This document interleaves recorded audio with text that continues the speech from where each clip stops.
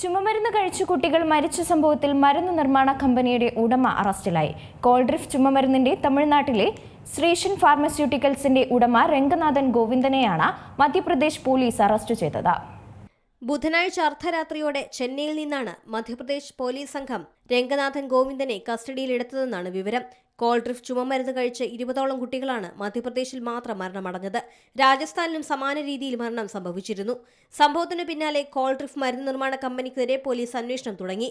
ഇതിനിടെ കുട്ടികളുടെ മരണം ചർച്ചയായതിനു പിന്നാലെ ശ്രീഷൻ ഫാർമസ്യൂട്ടിക്കൽസ് ഉടമ രംഗനാഥൻ ഒളിവിൽ പോയി. ഇയാളെക്കുറിച്ച് വിവരങ്ങൾ നൽകുന്നവർക്ക് പോലീസ് 20,000 രൂപ പാരിതോഷികവും പ്രഖ്യാപിച്ചിരുന്നു. ഇതിനിടെയാണ് ബുധനാഴ്ച രാത്രി ഇയാളെ നാടകീയമായി പിടികൂടിയത്.